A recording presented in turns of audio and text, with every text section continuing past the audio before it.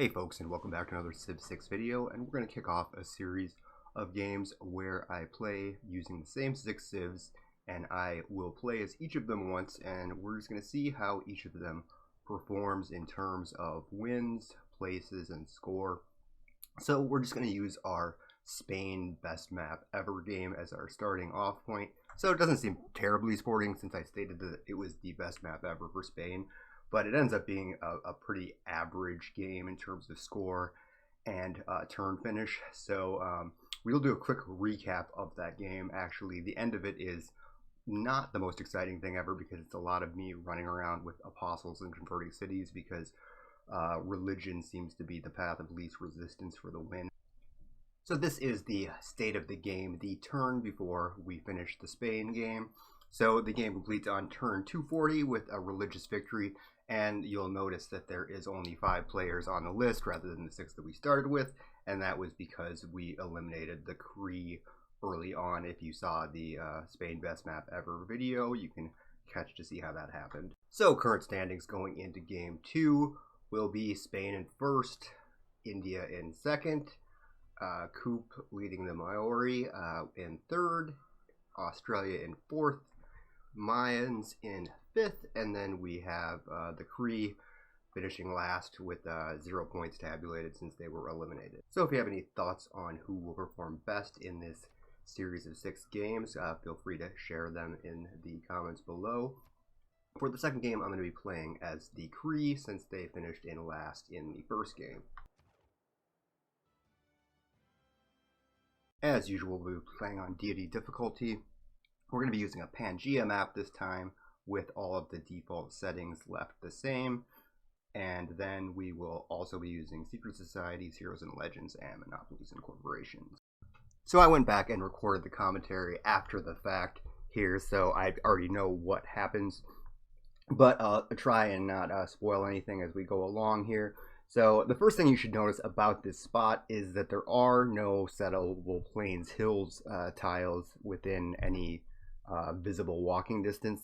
So that means we are not going to get the maximum possible production on our city center tile.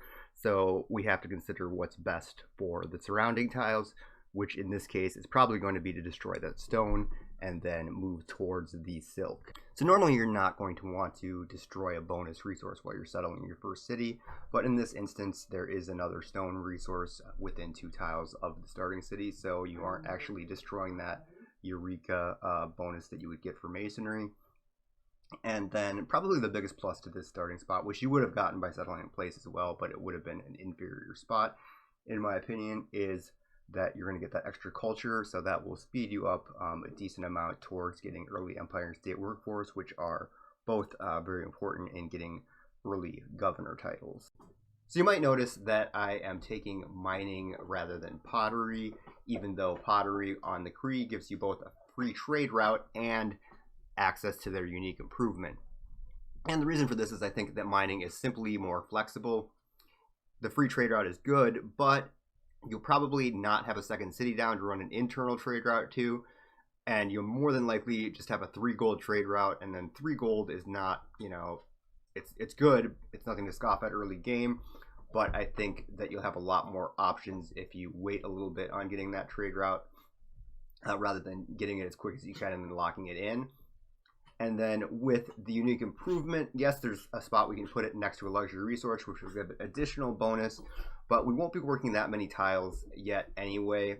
And with mining, we'll also have an option to get the boost for masonry should we want to improve that that tile, and then that will help as well. And also with the trade route, you are more vulnerable early on when you don't have as many units, because it's harder to guard from barbarians who love to ransack trade routes.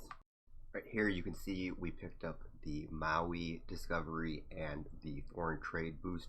Now the foreign trade boost is one of those things that's really just luck for the most part, and it is hugely important in my opinion, just because those first couple of techs, or I'm sorry, this first couple of civics getting the boosts on those is really a big deal because your culture production is just not that high at that point, and it takes a lot of turns off of those early game civics. And we mentioned earlier how important getting state workforce in early empire is.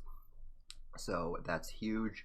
The Maui can be an okay early discovery, depending on if you have issues with not having amenities around your early cities.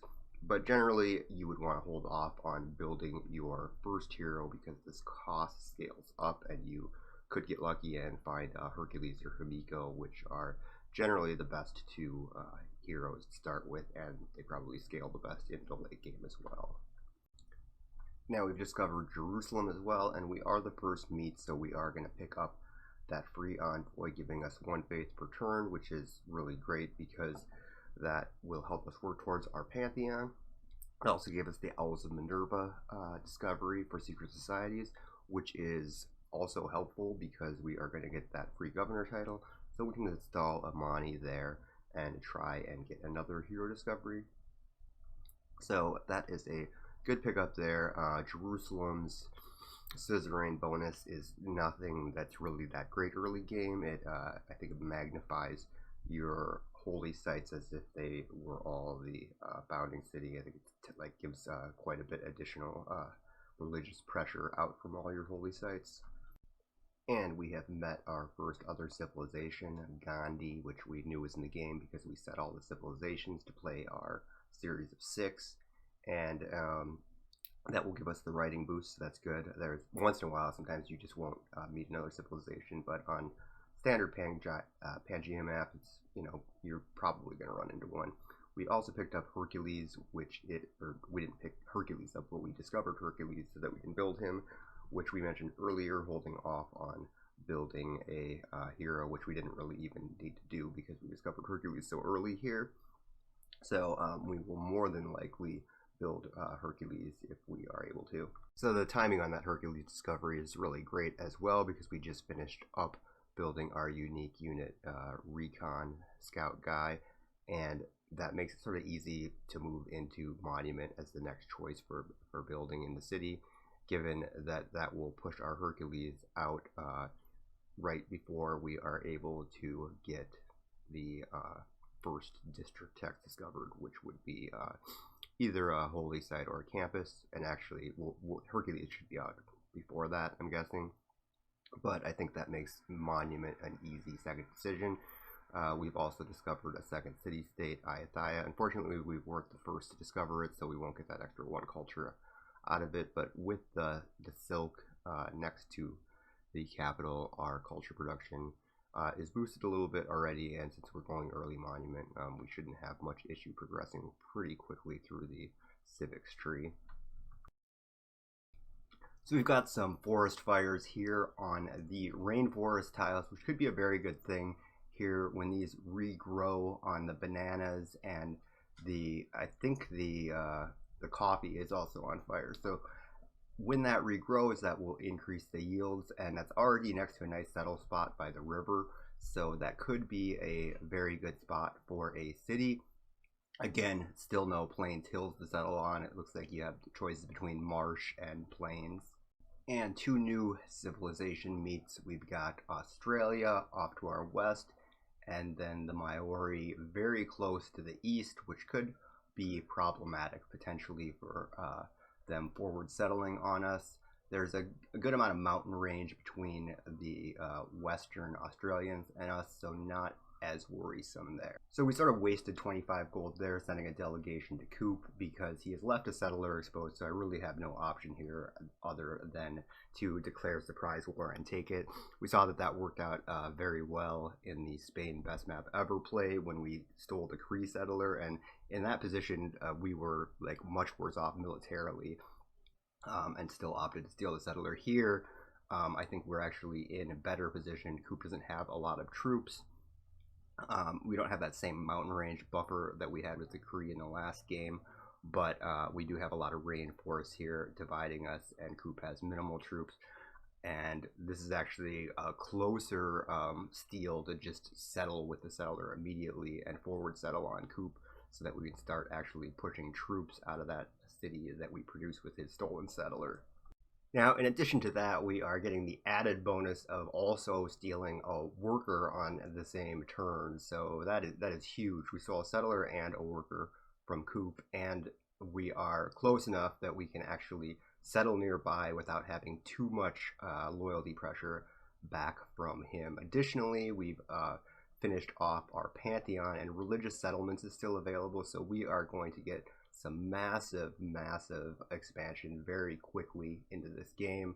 Like, we're not even on turn 15 yet, and we are going to be in position to have 3 cities. Normally in this situation, I would take the trade route here to Jerusalem because it is safer, given we don't know the location of the barbarian camp to the southeast where that scout was coming from.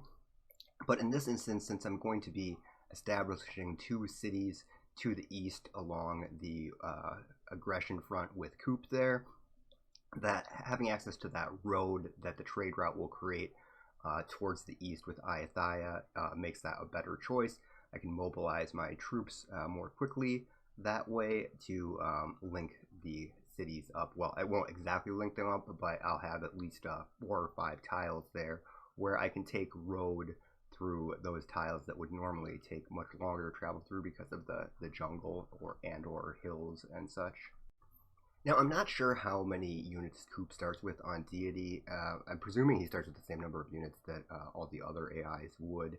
I just don't know with his weird starting spot, but I'd imagine that he has the extra bonus units just like any other AI on Deity. So we finished our Slinger, and we were going to move into a builder in the capital, and then 2 slingers out in the front cities that we just established. Those were going to be a little slower, so we were going to maybe use the builder to chop. But since we already have 2 builders now that we've stolen from Kupe, we're actually going to go immediately into another settler, despite the fact that we don't have the 50% settlers card yet. So because we've expanded so rapidly, even with the extra culture that we're getting, we're actually a little bit behind on the civics tree where we would normally be at this level of expansion. So we don't have immediate governor titles available.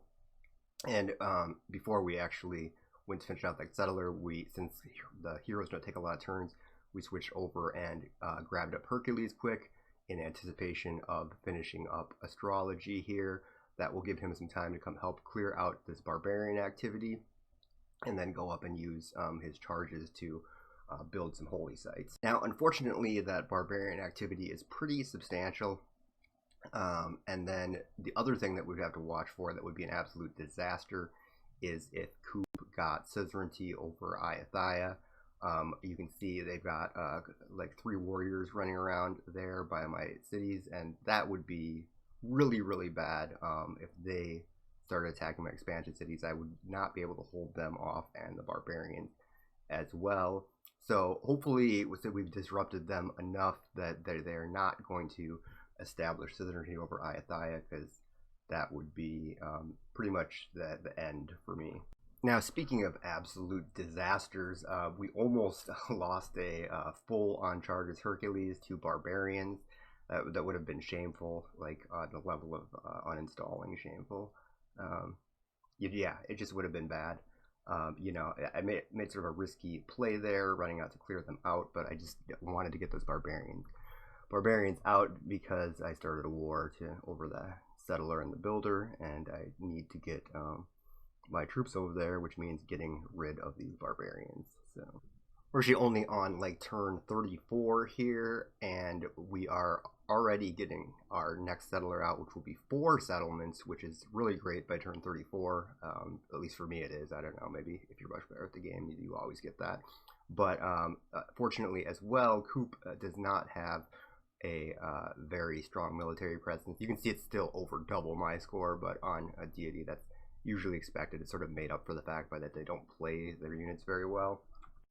Unfortunately, our settler is pinned in by all that barbarian activity that we have going on, so we're not going to be able to move him out right away to start getting our next city down. We are getting a campus down quickly using Hercules, so that will speed up our science a bit because we don't have archery yet, so that's a big problem, especially given that there's really only 1 melee tile along that city. but I don't know if we're going to take the city because, yeah, I don't know. Early on in the game, it can be sort of difficult to take the AI cities, but we are closing in on getting political philosophy right around the end of the ancient era. So that is a pretty standard pace. Probably like I consider it to be good if you are hitting hitting a completion of political philosophy like right at the same time that you are finishing the ancient era. That you've had, yeah, a pretty decent start civics wise. So with the help of the warriors from the two neighboring city-states, we've had quite a bit of success clearing out that barbarian activity. If you recall, we went down earlier with Hercules to clear out the camp, so we aren't going to be getting more spawns from there. There is another camp, but that's actually closer to Kupe than it is to me. I still like to clear it out because they can be sort of unpredictable which way they are heading. So we've got 5 turns left until the end of the ancient era, and I'm liking my position here so far. We've turned out what appears to be like a slight military advantage over Kupe, and I actually like the terrain around here as well because it gives us some good defensive options. I don't like Gandhi sort of wandering around here with his troops. You can see that he has denounced me, so we're gonna have to keep an eye on that, particularly if Gandhi is able to get suzerainty over Ayutthaya as well. I still don't like that, but Gandhi has moved a number of warriors into position around my city, so that could be a signal that he is just waiting for those 5 turns after the denouncement for formal war. I don't know if it's already been 5 turns. It probably has, actually, but he has significantly more troops out here than Kupe does, so that would be a little bit more difficult to defend. My Hercules is already hurt quite a bit, so he would be of limited use there, but at least we have a number of cities that can push out troops and still work on infrastructure so that we're not falling behind. We also completed archery, which is a huge boon defensively, so I think that should be fine if we can start changing over some of these slingers into archers. Even if Gandhi did opt to attack, I think the Kupe has been asking for peace, so we could just grant Kupe peace and then switch over to defend against Gandhi if that ends up happening. We are very close points-wise to scoring a golden age after the ancient era. We're still 4 era score away, so that would be nice if we could pick that up, but I don't think we are since there's 1 turn left until the close of the ancient era.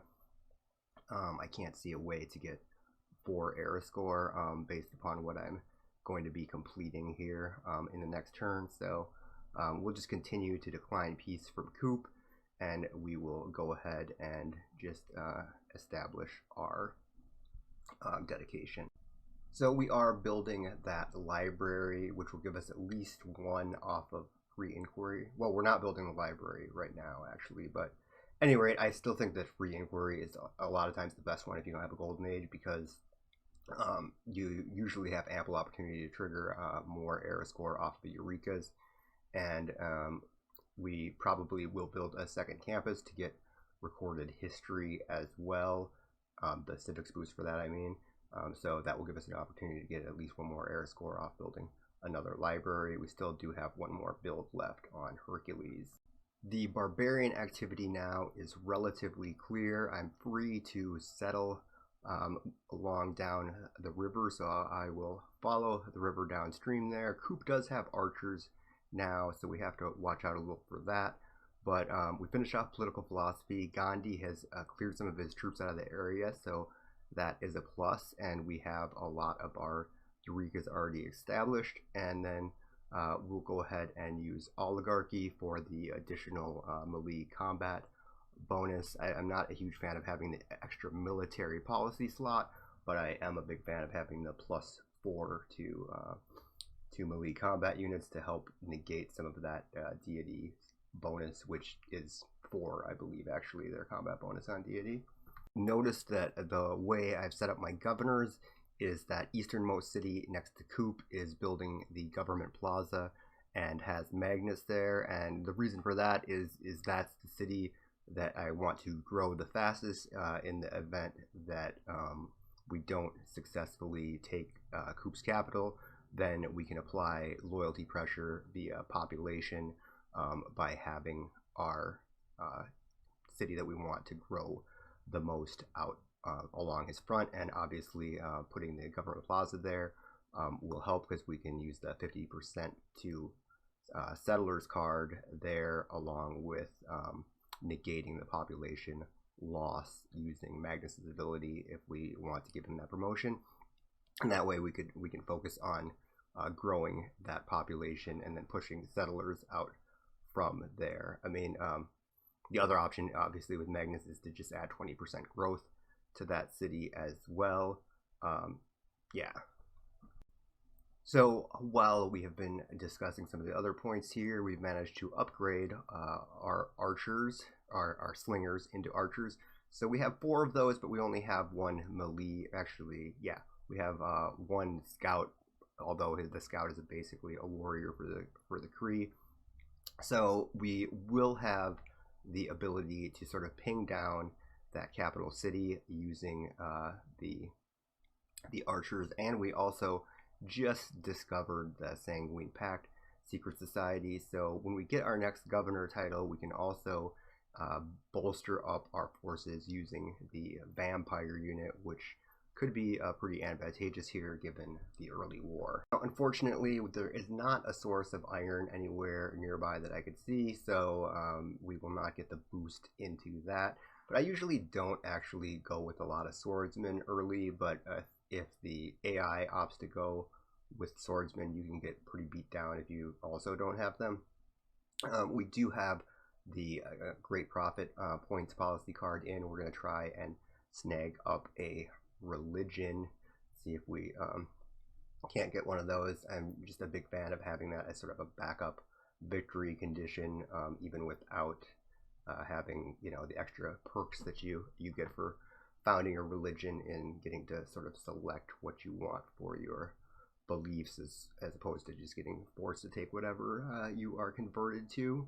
So there is quite a bit of competition here for that last spot on getting a Great Prophet. So we might have to finagle some things with like a Holy Site project or something of the sort, which is why I'm building a shrine right now in the capital city.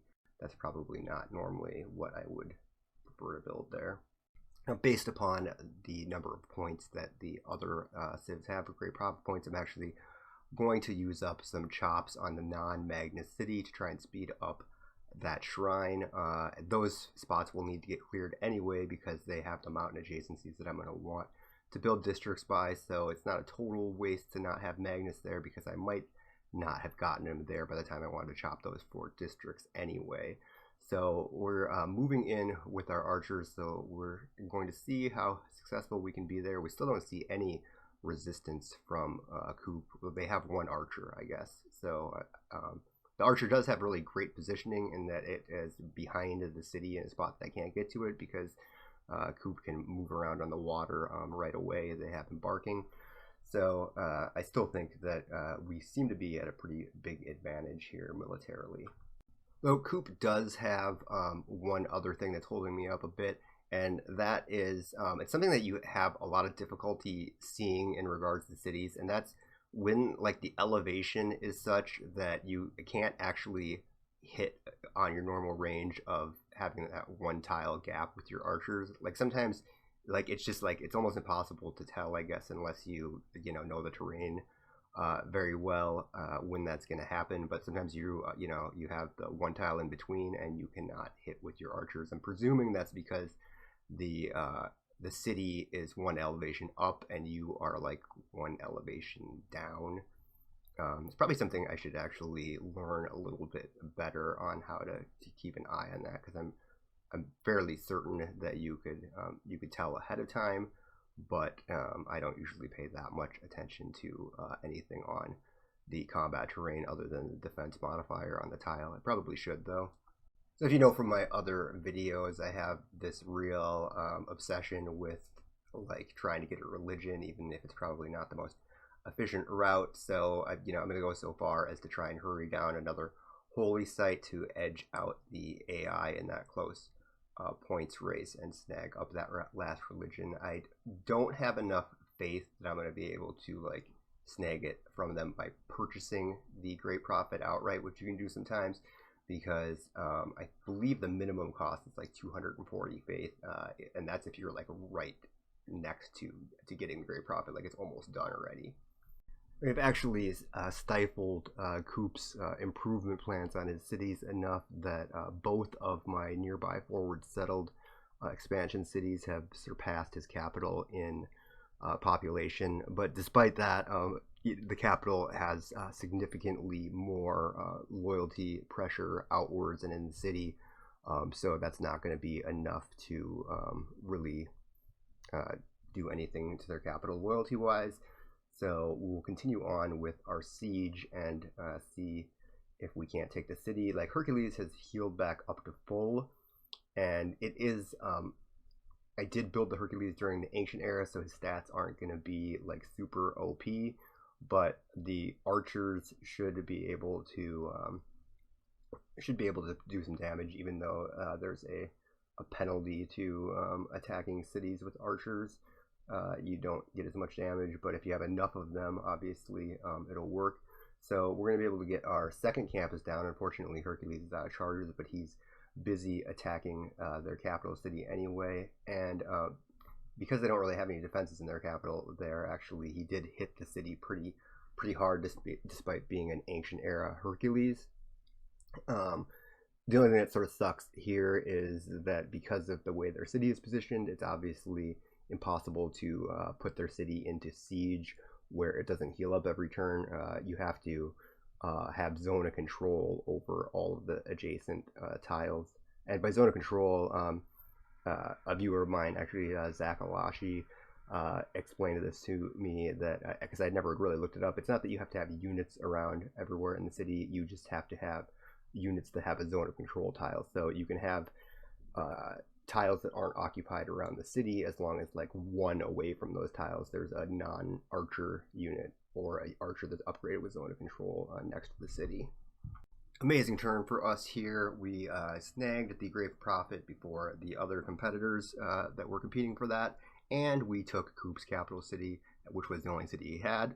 So we've taken complete control of that eastern part of this Pangea continent. So doing well here. Great start for the Cree, who finished in last in our first game of the series, which Spain won with me piloting.